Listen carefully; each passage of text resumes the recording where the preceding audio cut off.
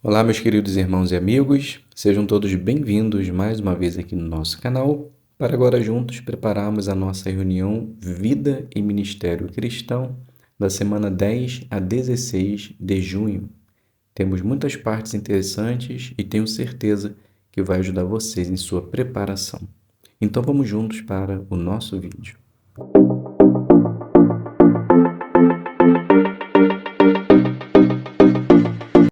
Então sejam todos bem-vindos mais uma vez aqui no nosso canal. É um prazer imenso ter vocês aqui para semanalmente prepararmos assuntos relacionados à nossa reunião.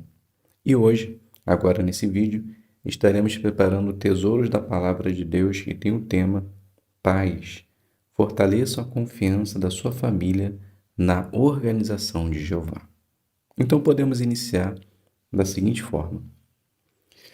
Com certeza, os nossos filhos são nossas maiores heranças, que Jeová nos deu como presente perfeito, como dádiva. E nós, como pais, precisamos fazer com que nossos filhos tenham uma história de vida na organização de Jeová.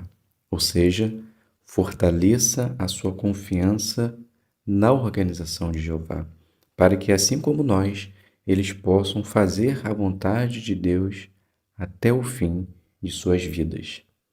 E o livro do Salmo 48, 12 e 13 nos mostra como nós podemos fazer isso. Diz assim: marchem ao redor de Sião, andem em volta dela, contem as suas torres, contemplem a sua escarpa, inspecionem as suas torres fortificadas, para que possam falar sobre isso às próximas gerações. Então aqui o salmista, ele quer incentivar, ele está mostrando que os israelitas eles precisavam conhecer, observar, ver Jerusalém de perto, para que eles pudessem ver a grandiosidade da construção dos palácios, das casas, o muro de proteção que fazia com que eles vivessem em segurança. Então, quando eles observavam isso, eles reconheciam a proteção de Jeová em sua vida. E isso fazia com que essa recordação eles passassem para gerações futuras, os seus filhos. E é exatamente assim que acontecia, pois nos sábados eles não trabalhavam, eles não precisavam trabalhar, mas sim em se concentrar em edificar a sua fé e fortalecer sua amizade com Jeová, ensinando seus filhos sobre Jeová. E é exatamente isso que hoje nós precisamos fazer: tirar tempo para estudar a palavra de Deus com nossos filhos, para que eles possam também ter o interesse, a motivação de conhecer não só a Jeová, mas também a estrutura de sua organização, para que assim ele possa fortalecer a sua fé. Então, se os seus filhos têm alguma dúvida, eles querem conhecer melhor a organização de Jeová, como funciona a sua estrutura, não fique preocupado. Na verdade, é mais uma motivação que você tem de ensinar sobre a organização de Jeová. E dúvida, às vezes, é normal. Por exemplo, a rainha de Sabá, quando ela começou a ouvir, sobre o reinado de Salomão, a sua grandiosidade, ela precisou ver com seus próprios olhos, pois ela queria ter certeza que aquilo era verdade. Então, se seus filhos começarem a ter algum certo de dúvida sobre a organização de Jeová, não se preocupe. Esse é o momento de você inculcar exatamente na mente deles como funciona a organização de Jeová. Às vezes, seus filhos estão precisando de provas. Por exemplo, você já considerou com seus filhos o livro Proclamadores do Reino de Deus? Talvez algumas pessoas que aqui estão me ouvindo nem sabem que livro é esse. Se você não sabe, é um livro que mostra exatamente a história da organização de Jeová. Então, estude com seus filhos, faça com que eles entendam como se originou, qual foi o desenrolar da história, os acontecimentos, o processo, para que assim eles possam fortalecer a sua fé na organização de Jeová. Então, estude, tire tempo para ensinar seus filhos. Mas algo mais interessante que nós também podemos fazer, que na verdade é o principal, é o que mostra o livro do Salmo 48:14. Pois este Deus é o nosso Deus, para todo sempre. Ele nos guiará eternamente. Então, o seu exemplo como pai, como mãe, vai determinar também a trajetória de seu filho na organização de Jeová. A gravura abaixo mostra coisa importante que nós, como pais, podemos estar fazendo. Por exemplo, na primeira gravura, à esquerda, mostra um pai ensinando seu filho sobre a organização de Jeová no livro Organizado, como funciona o passo a passo dentro da organização de Jeová. Na gravura abaixo, mostra uma mãe considerando com a sua filha o anuário. E na mesa está exatamente o livro que eu comentei. Então, se você ainda não leu esse livro, faça isso, que é muito importante. Na primeira gravura, à direita, a gente vê uma família vendo o programa semanal, né, do JW, com certeza isso edifica a fé. E na última gravura, abaixo, mostra eles provavelmente em Betel, analisando a história da organização. Então, são fatores importantes que nós precisamos fazer como família para que assim nossos filhos possam fortalecer a confiança na organização de Jeová. Se fizermos assim, com certeza não teremos dúvida que assim como nós, nossos filhos servirão a Jeová até o fim.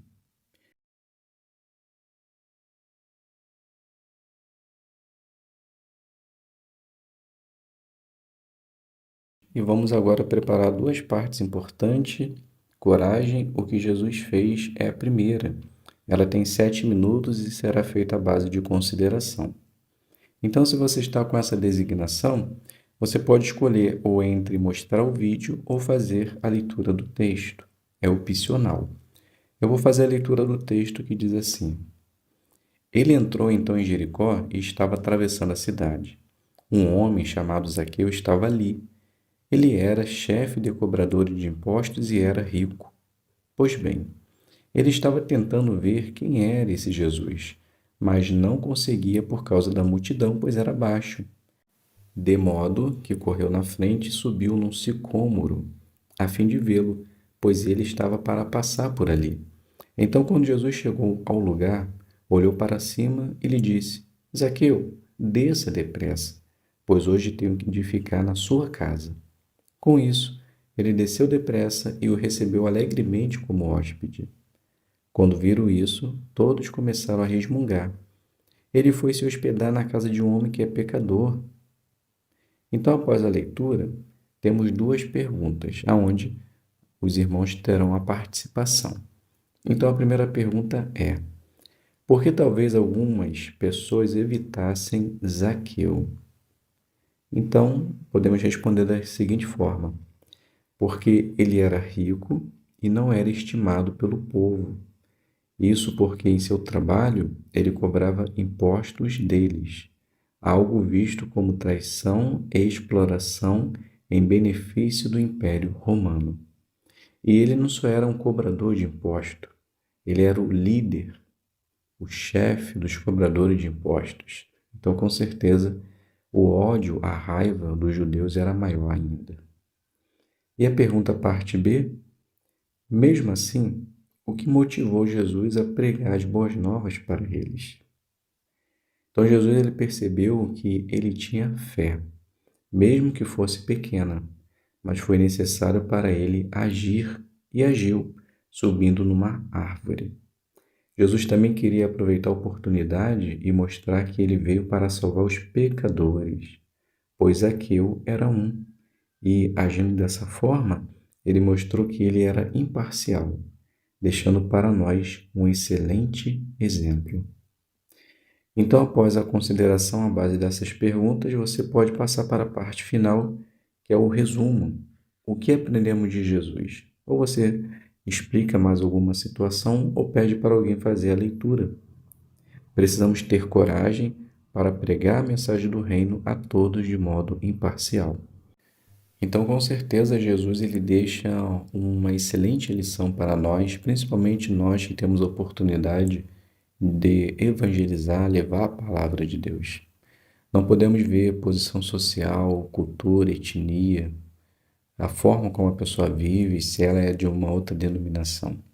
Nós devemos ser imparcial, assim como Jesus foi. E se fizermos assim, com certeza, iremos atrair todo tipo de pessoa para a organização de Jeová.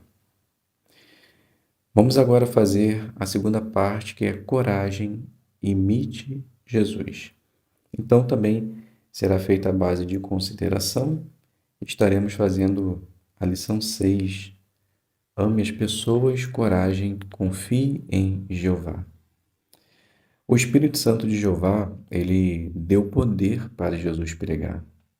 E é claro que hoje Jeová faz exatamente isso, pois pelas nossas próprias forças, com certeza, nós não teríamos essa capacidade, esse poder, essa determinação de fazer a vontade de Jeová. Mas mesmo assim, como humanos imperfeitos, às vezes podemos sentir medo de pregar em determinada situação, em determinada circunstância. Se isso acontecer, o que podemos fazer? Veja só o que diz o livro de Atos, capítulo 4, versículo 29. Ou você pede alguém para dar assistência e fazer leitura, ou você mesmo o faz. E agora, Jeová, dá atenção às ameaças deles e concede que os teus escravos continuem a falar a tua palavra com toda a coragem. Então, precisamos pedir a ajuda de Jeová por meio de uma oração para que ele possa nos dar coragem. E assim, com certeza, iremos pregar confiando que Jeová irá nos ajudar, nos dando tanto coragem quanto Espírito Santo. Outro fator interessante, nós não podemos julgar as pessoas. Às vezes, antes de chegar na porta do morador, já conseguimos observá-lo. E dependendo de como ele é, de como ele age, a fisionomia dele, às vezes podemos passar direto e não falar com aquela pessoa. Então não podemos ter receio de falar com pessoas por causa de sua aparência, condição econômica ou social, estilo de vida ou crença religiosa. Mas devemos nos lembrar de 2 pontos. Jeová e Jesus podem ler corações, nós não, e ninguém está fora do alcance da misericórdia de Jeová. Então, se nós dermos atenção a essas 2 observações, podemos ter certeza que iremos falar com qualquer tipo de pessoa, assim como Jesus fez. E o último ponto, seja corajoso, mas tenha tato e cautela. Então, não entre em discussões. Quando estamos pregando a palavra de Deus, pode ser que a pessoa não dê atenção e comece a falar coisas para que possa nos tirar do sério. Infelizmente, alguns irmãos acabam ficando irritados demasiadamente e acabam discutindo. Então, esse não é o nosso objetivo. O nosso objetivo é pregar as boas novas, falar a respeito da palavra de Deus. Se a pessoa não quiser ouvir, a gente encerra a conversa de um modo educado. Se fizermos assim, podemos ter certeza que Jeová continuará nos dando seu Espírito Santo. Observe só o que diz 2 Timóteo 1,7. Pois Deus não nos deu um espírito de covardia, mas de poder, de amor e de bom senso. Então, com essas 3 qualidades, poder, amor e bom senso, podemos ter certeza que iremos pregar com coragem, imitando Jesus Cristo.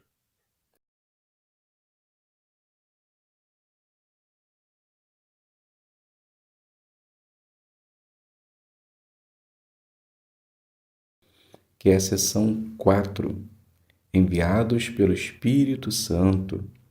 Então vamos compreender Atos capítulo 13, versículo do 1 até o 14, versículo 28. Então nesta sessão acompanharemos o apóstolo Paulo em sua primeira viagem missionária, em uma cidade após outra. O apóstolo ele foi perseguido, mesmo assim, guiado pelo Espírito Santo, ele continuou a dar testemunho, formando novas congregações. Esse relato emocionante certamente nos incentivará a ter ainda mais zelo em nosso ministério. Então, repetindo o tema do capítulo 11, cheios de alegria e de Espírito Santo. O exemplo de Paulo em lidar com pessoas hostis que rejeitaram a mensagem. Então vamos iniciar fazendo a leitura do parágrafo número 1 e número 2. É um dia emocionante para a congregação em Antioquia. De todos os profetas e instrutores ali, Barnabé e Saulo acabam de ser escolhidos pelo Espírito Santo para levar as boas novas a lugares distantes. É verdade que homens qualificados já foram enviados como missionários antes, só que foram designados a regiões onde o cristianismo já estava estabelecido.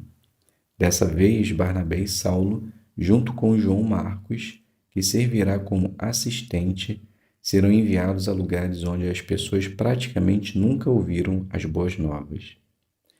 Uns 14 anos antes, Jesus disse a seus seguidores: serão minhas testemunhas em Jerusalém, em toda a Judéia e Samaria e até a parte mais distante da terra. A designação de Barnabé e Saulo para servir como missionários dará um grande impulso ao cumprimento dessas palavras proféticas de Jesus. Pergunta: o que havia de especial na viagem que Barnabé e Saulo estavam para fazer e como seu trabalho ajudaria no cumprimento de Atos 1:8? O diferencial é que eles foram designados por meio do Espírito Santo e os conduziu a uma região na qual ainda não haviam ouvido falar sobre o cristianismo. E ao realizar esse trabalho, eles estariam ajudando a cumprir as palavras descritas em Atos 1:8. Serão minhas testemunhas em Jerusalém, em toda a Judéia e Samaria e até a parte mais distante da terra.